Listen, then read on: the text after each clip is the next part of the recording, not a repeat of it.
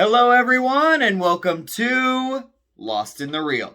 Today I'm going to be going over the new Amazon original movie Jolt, starring Celine herself, Kate Beckinsale. People will probably be spending a lot of time ripping this film to shreds, and I'll probably be doing a little bit of that myself, but is there still fun to be had with this absolutely ludicrous B-movie? Let's talk about it.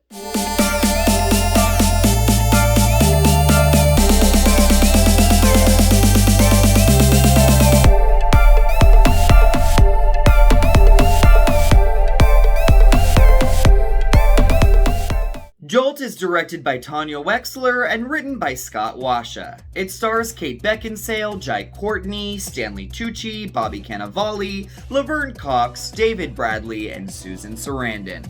The movie follows a bouncer with a slightly murderous anger management problem that she controls with the help of an electrode-lined vest she uses to shock herself back into normalcy whenever she gets homicidal.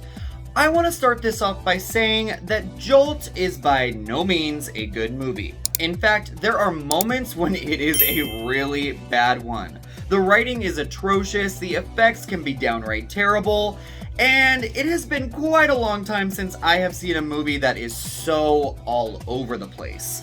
But Jolt is like that messy drunk at a house party that can't seem to pick itself up and is flailing all over the place, but they're also injecting so much chaos and debauchery into the night that, let's be honest, you wouldn't have had much fun at that party without them. Jolt follows Lindy, a woman who is triggered so easily that she becomes a homicidal maniac whenever anything pisses her off or anyone gets on her bad side. She has gone through the ringer of trying to control this terrible affliction, but finally a scientist is able to fix it temporarily through shock therapy. Lindy is finally starting to assimilate herself back into normalcy when a date goes horribly wrong and she heads out on a journey of revenge, no holds barred. Many viewers are going to be going into Jolt expecting something along the lines of Atomic Blonde, or even more recently, last week's Netflix offering Gunpowder Milkshake. And I'm gonna tell you right now that this movie shares only modest similarities to those more well-put-together productions. But whereas Gunpowder Milkshake was trying to hide its terrible script with stylistic flourishes and its amazing cast, even though I still quite enjoyed it, Jolt seems to know exactly how bad it is and flaunts it. This film is quite self-aware that it is ridiculous, over the top, and extremely dumb. And when it is conscious of all of this, Jolt does work in a midnight movie sort of way. We have Lindy slapping around waitresses, electrocuting nuts, and throwing babies around. It is all hilarious and joyously bonkers, but only when it is in on the joke with us. Kate Beckinsale, who is obviously searching for her next big franchise after Underworld here, is having an absolute blast hamming it up in this movie. She is strutting around, kicking ass, and being so crass in the most posh way. It is fantastic. The actress knows exactly what type of movie she is in with Jolt, and so we can easily join in on the ride with her. The rest of the cast, I'm honestly shocked they agreed to join this movie. Pretty much all of them are wasted here, especially Cannavale, who once again shows up and does absolutely nothing with another vanilla role.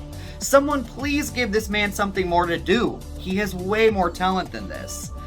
But really, this is Beckinsale's movie. She knows it, we know it, and so really, nothing else matters. When Jolt started to lose me though, was any time it started to take itself too seriously. This happens more towards the end, and it's a real shame because you feel like the movie is trying to backpedal and be something that it's not. There is a fight scene near the finale with Beckinsale and a group of baddies that feels like a derivative and sedated version of so many action moments that have come before it. And you can instantly feel Jolt losing its very essence as it all plays out. And then they throw a tacked on ending in there that is painfully obvious that they're trying to set up for a sequel that will almost certainly never happen. and it doesn't work in any way, shape, or form. But when Jolt is just being its silly, farcical self, it does work, and it is damn fun. And I have a feeling that if you're completely sloshed with a group of friends, you're gonna have a really great time with this movie. So I will be giving Jolt 2.75 Jai Courtneys out of 5. This is one of the most ridiculous movies you will see all year. When it has no shame in being the schlocky B movie that it really is, Jolt is a blast. When it tries to be something that it's not, it really fails. But where it ultimately could find some success is as a midnight movie. Thank you so much for watching Lost in the Reel. We will see you soon.